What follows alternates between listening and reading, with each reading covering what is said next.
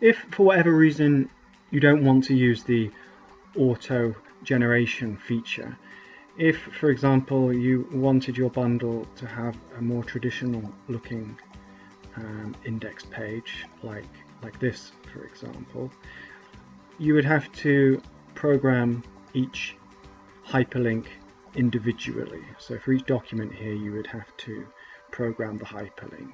Let me show you what I mean. So to do that, to manually program, you'd have to, let's just say that we didn't have these in our document. Let's just say that we used the traditional looking index, which I've got here at the beginning of the document.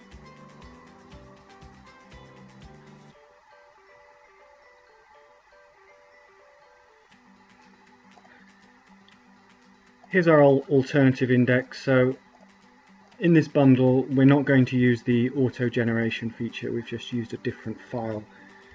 What we would need to do is go through each document and then tell Foxit where we want the hyperlink to be directed to. So I'm going to select the text, right click, I'm going to create a link.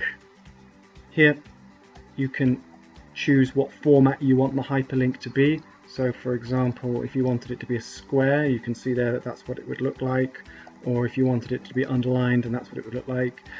Personally, I think that if you do a hyperlink for each one of these items in a table, then it's not going to look very good, so I prefer it not to have any kind of formatting at all. The next option is where you want the destination. We want it to go to a specific page, so we're going to select go to a page view. Click next, and now it wants you to tell Foxit where the destination of the hyperlink is. So we want to go to page 3, so I'm just going to go to page 3 and I'm going to press set this position, and there you go, that they programmed the hyperlink. So if I click case summary now, it will take me to case summary.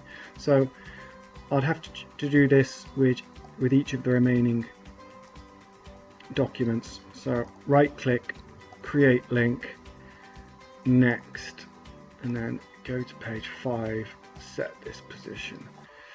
Select text, right click, create link, next, go to page 7, set this position. Select text, right click, create link, next. You can also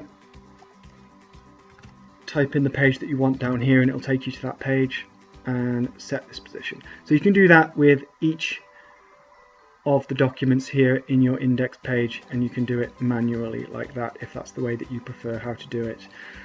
The disadvantage of doing it this way is that if you have to change your index at any point in the future, if you want to add another entry into any of these, then you're going to have to reprogram all of the entries again, which is going to be a laborious task.